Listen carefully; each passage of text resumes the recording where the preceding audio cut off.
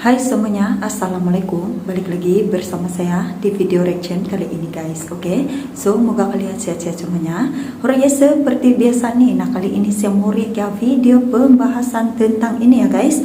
Kunjungan tingkat tinggi. Nah akhirnya bendera merah putih kembali berkibar di Pyongyang di Korea telah 12 tahun nih. Nah jangan lama-lama lagi. Apa kata kalau kita tengok videonya seperti apa? Let's go guys.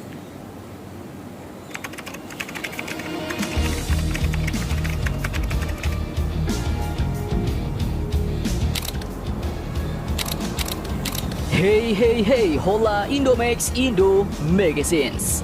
Oke, dua kabar yang cukup greget nih bos. Nah, yang pertama datang dari Korea Utara Indonesia. Jadi jika video admin sebelumnya hanya kabar rencana kunjungan Menlu RI ke Korea Utara, nah kali ini Menlu kita pun sudah ke Korea Utara bos. Dan mantapnya, Bapak Menlu Sugiono sudah menaikkan MOU kerjasama baru dengan Korea Utara. Nah loh, lantas pertanyaannya kerjasama apakah itu? Setelah ini kita kupas. Kemudian baru-baru ini Indonesia juga dikabarkan akan memperkuat kerjasama dengan raksasa energi Rusia. Nah, kerjasama apakah itu rencananya? Perusahaan-perusahaan raksasa manakah yang dibidik? Penasaran beritanya? Cus! Markibas. Mari kita bahas berita lengkapnya satu per satu bosku.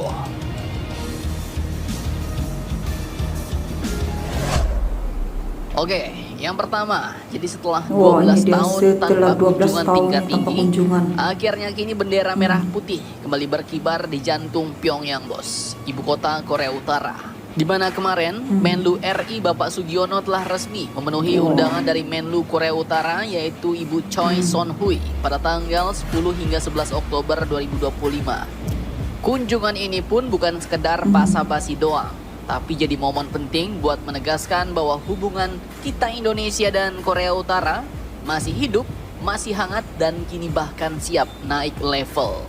Nah, dalam pertemuan itu kedua Menlu pun sepakat memperbaharui dan menandatangani sebuah nota kesepahaman alias MOU tentang pembentukan konsultasi bilateral bos. Dimana lewat MOU ini, kedua negara pun kini akhirnya punya wadah resmi untuk memperluas kerjasama lintas sektor yang disebutkan mulai dari kerjasama politik, sosial budaya, ekonomi teknis, sampai olahraga.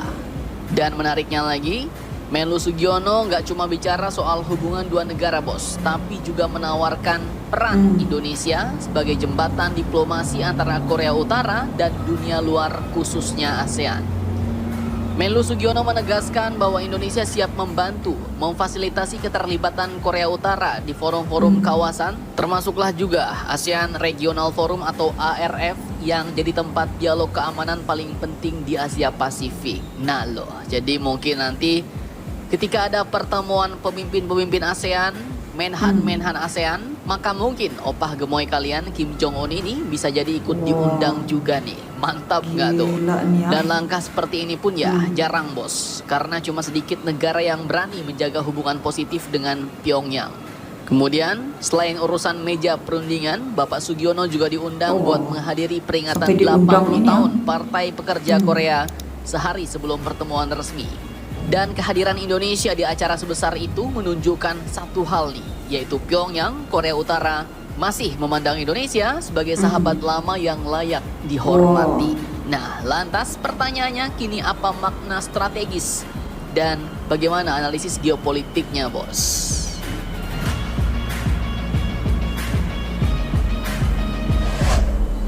Oke bosku, jadi ya kunjungan ini pun jelas punya makna strategis. Dan ini ya berdasar pandangan kacamata Mimin juga ya. Jadi kalau kita cermati lebih tajam, maka ini adalah langkah geopolitik yang sangat berani dan terukur bos. Pertama, dari sisi diplomatik, di sini Indonesia jelas berhasil membuka kembali komunikasi tingkat tinggi dengan Korea Utara setelah lebih dari 1 dekade. Artinya ya, Indonesia kini sedang mencoba mengembalikan peran lamanya sebagai penjembatan timur dan barat. Dan ini sama seperti masa lalu ketika Bapak Soekarno bisa bergaul dengan dua kubu perang dingin sekaligus tanpa kehilangan muka. Nah, kemudian dari sisi regional, langkah Indonesia ini pun bisa menjadi pintu masuk bagi ASEAN untuk menghadirkan Korea Utara dalam percakapan keamanan kawasan. bukan sekedar objek tekanan internasional, bos. Kemudian secara simbolik dan historis, jelas kunjungan ini pun mempertegas hubungan persahabatan yang sudah terbina selama lebih dari 6 dekade, di mana Indonesia dan Korea Utara kini mulai saling menyapa lagi di panggung diplomasi, bos.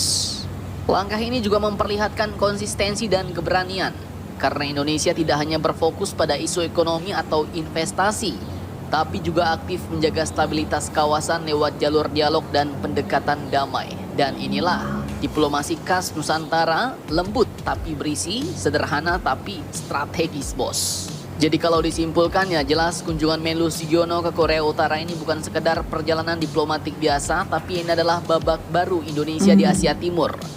Dan dengan menaikkan MOU baru tadi, maka ini praktis bakal membuka ruang konsultasi lintas sektor, serta menghadirkan kembali semangat persahabatan lama.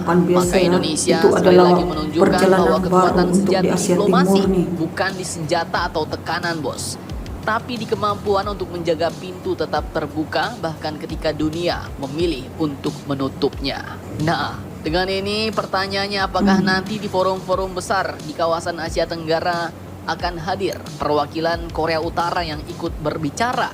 Apakah jalinan kerjasama antara Korea Utara dengan ASEAN akan terwujud lewat Indonesia? Apakah Indonesia dan Korea Utara nanti akan semakin akrab sehingga membuat pertemuan baru antara kedua pemimpin, yaitu Pak Prabowo dan Kim Jong-un? Mari kita nantikan saja kabar selanjutnya, bosku. Langkah strategis Indonesia kembali memainkan peran besar di Asia Tenggara. Nah, setelah 12 tahun ya, nah kali ini bendera merah putih mengunjungi Korea Utara Selatan nih ya guys. So, sampai di sini saja video reactionnya tentang ini. Jangan lupa subscribe, like, share, komen juga. Jumpa di next video. Assalamualaikum.